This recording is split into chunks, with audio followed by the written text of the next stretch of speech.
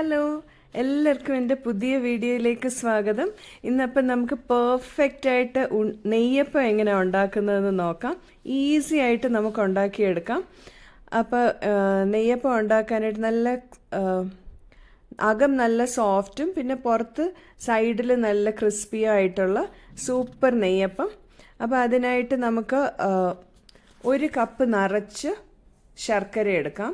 ഞാനിവിടെ പനം ചക്കരയാണ് ഉപയോഗിക്കുന്നത്. സാധാരണ ശർക്കര എടുത്താലും മതി.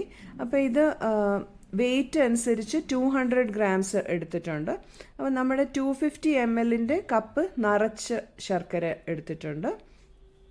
ഇനി ഇത് നമുക്ക് ഒന്ന് മെൽറ്റ് ചെയ്തെടുക്കാം.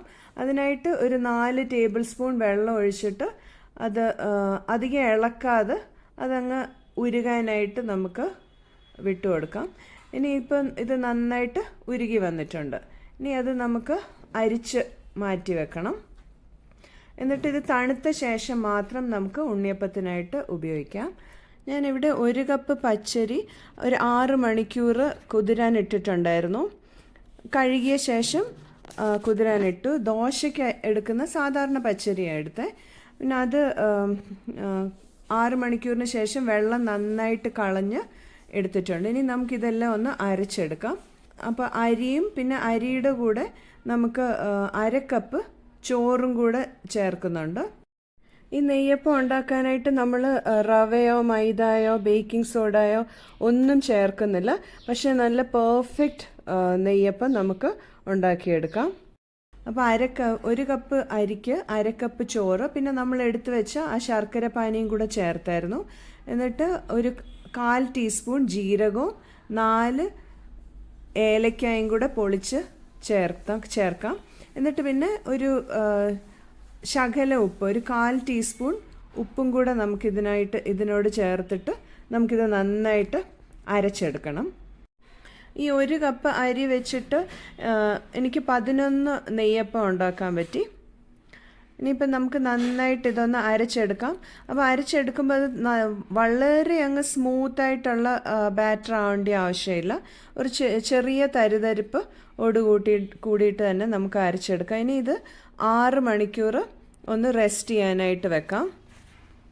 അപ്പോൾ 6 മണിക്കൂറിന് ശേഷം നമുക്കൊന്ന് 1 ടേബിൾ സ്പൂൺ നെയ്യ് ചൂടാക്കിയിട്ട് അതിനകത്തോട്ട് ഒരു 2 ടേബിൾ സ്പൂൺ തേങ്ങാക്കൊത്ത് അരിഞ്ഞതും ചേർത്ത് നന്നായിട്ടൊന്ന് മൂപ്പിച്ചെടുക്കാം.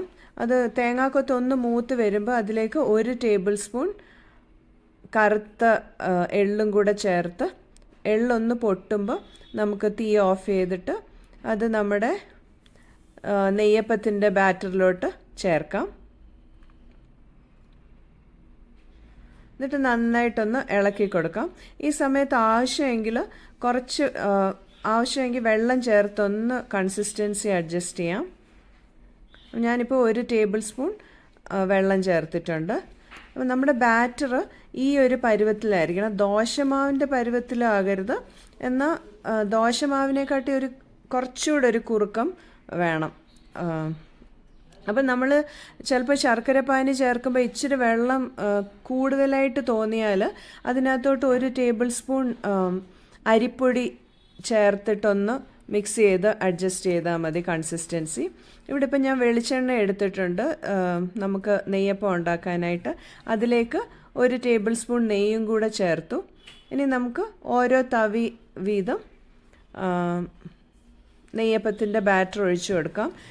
എണ്ണ നന്നായിട്ട് ചൂടായ ശേഷം ഏറ്റവും മിനിമത്തിലേക്ക് തീ കുറച്ച് വെക്കണം. എന്നിട്ട് വേണം നമുക്ക് നെയ്യപ്പത്തിൻ്റെ മാവ് അതിലേക്ക് ഒഴിച്ചു കൊടുക്കാൻ. അപ്പോൾ ഏറ്റവും ചെറിയ തീയിൽ തന്നെ വേണം നമുക്ക് നെയ്യപ്പം വറുത്തെടുക്കാനായിട്ട്. അല്ലെങ്കിൽ അതിൻ്റെ പുറമൊക്കെ കരിഞ്ഞു പോകും, അകം വേവത്തുമില്ല.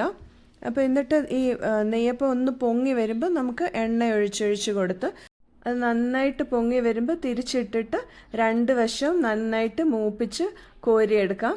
അങ്ങനെ നമ്മുടെ അടിപൊളി നെയ്യപ്പം റെഡി ആയിട്ടുണ്ട്. ഇതുപോലെ തന്നെ ചെറിയ തീയിൽ ബാക്കി മാവും കൂടെ നമുക്ക് ഓരോരോ തവി വീതം ഒഴിച്ച് കൊടുത്ത് വറുത്തെടുക്കാം.